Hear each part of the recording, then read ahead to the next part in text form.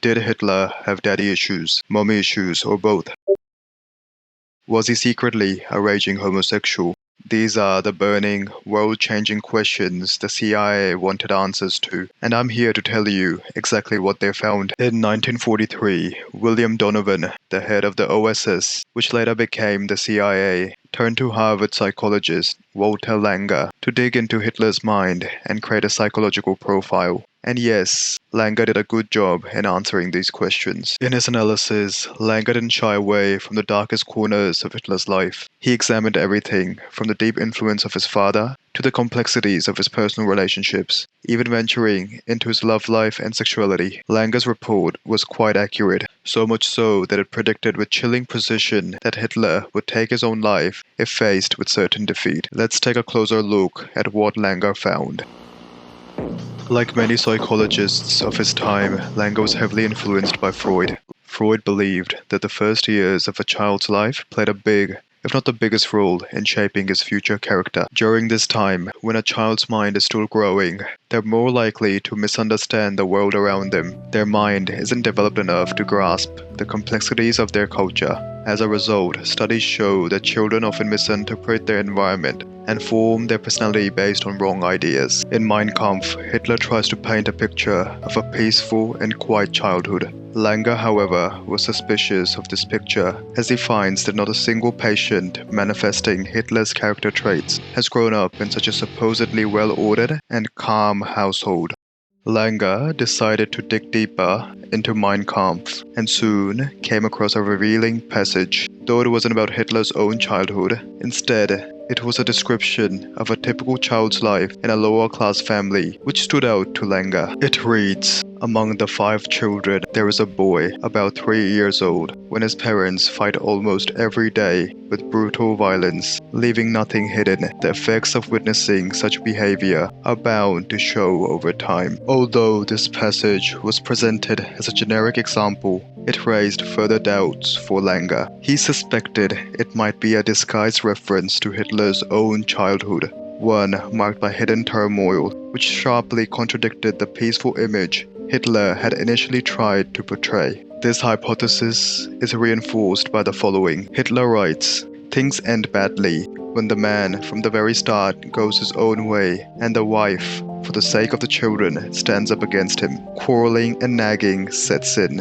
and in the same measure in which the husband becomes estranged from his wife, he becomes familiar with alcohol. When he finally comes home, drunk and brutal, but always without a last cent or penny, then God have mercy on the scenes which follow." I witnessed all of this personally in hundreds of scenes, and at the beginning with both disgust and indignation. When we consider that Hitler had very few friends throughout his life, and not a single close one, it makes us wonder how he could have witnessed scenes like this so many times unless it was in his own home. Langer writes that all of this aligns with information he has received from other sources. With this evidence to back it up, he concludes that these scenes are a reflection of Hitler's home life, despite how they were framed. A father's character deeply shapes a child, especially a boy. A stable father provides a role model, helping the child develop a secure personality. But for Hitler, his father was full of contradictions, respectable in public, but abusive and violent at home, especially when drinking. This left Hitler confused and without a stable figure to emulate, giving him a distorted view of the world as dangerous and unjust. Unable to predict his father's behavior, he grew up in fear, insecurity, and anxiety, lacking the love and safety he needed. Hitler's imagination, especially his obsession with the so-called threat of the Jews, can really be seen as a product of this paranoia. The absence of a stable father figure made Hitler seek out a new father figure. He constantly searched for someone he could respect and emulate. He tried to find this father figure among great historical men, such as Caesar and Napoleon. However, this wasn't enough to fill the void of a real father figure. So when Hitler joined the army, he willingly submitted to authority figures who guided and protected him. Psychologically, His military service acted as a replacement for the supportive home life he never had. As a soldier, he was obedient and dutiful, fulfilling his responsibilities with loyalty. In fact, after being wounded in 1916, he even wrote to his commanding officer asking to return to the front line before his leave had ended.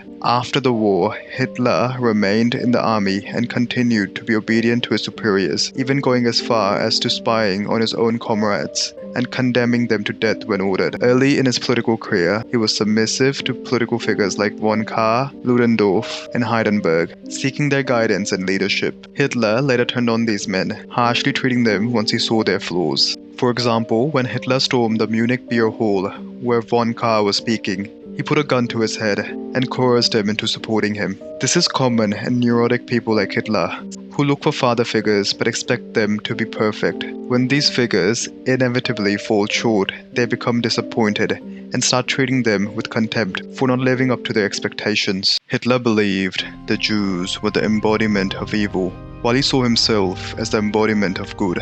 In his mind, he was a god, and through him, victory over evil would be achieved. This vision is what set him on his political path, and ultimately had a huge impact on the course of history. Hitler's god complex came from a unique situation. Before he was born, his mother had lost several children, and Hitler himself was a frail, sickly baby. Because of this, his mother focused all her energy on keeping him alive, spoiling him as a result. His survival became the main concern of his family and even the neighbors, with constant comparisons to the sibling who had died. This early experience might have played a big role in shaping his inflated sense of self-importance later in life. As a young child, Hitler likely questioned why he survived while his siblings didn't. This feeling likely grew even stronger when his baby brother, who was born after him, died at the age of 6, a tragedy that reinforced Hitler's belief that he was somehow set apart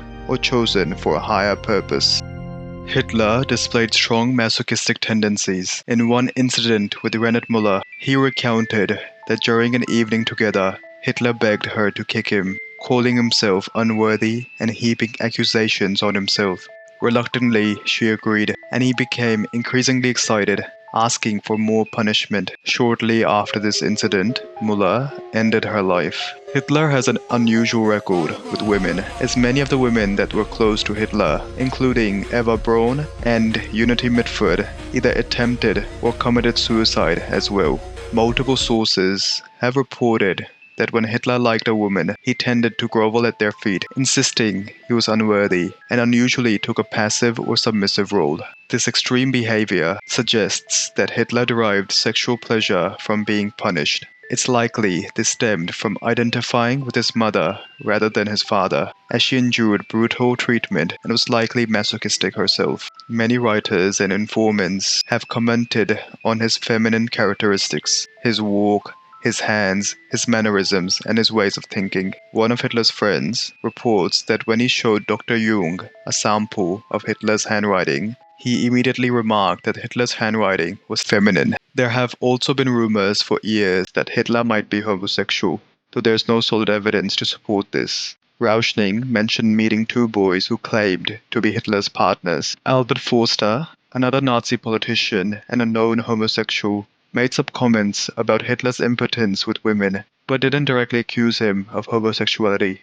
It is also reported that Hitler called Forster Bubby, a common nickname used by homosexuals. Make of that what you will. Furthermore, there are reports that Hitler derived pleasure from looking at men's bodies and being around homosexuals. Gregor Strasser, an early leader of the Nazi Party, claimed that Hitler's personal bodyguards were almost entirely homosexuals. Hitler also seemed to enjoy spending time with the Hitler Youth, often acting more like a woman than a man towards them. Langer concludes there's a chance Hitler may have had a homosexual relationship at some point, though we can't say for sure. He points out that Hitler's nightmares, where he's attacked or suffocated by a man, suggest strong repressed homosexual tendencies. While these urges may have been mostly suppressed, it is possible Hitler might have engaged in homosexual acts to try to satisfy these hidden desires.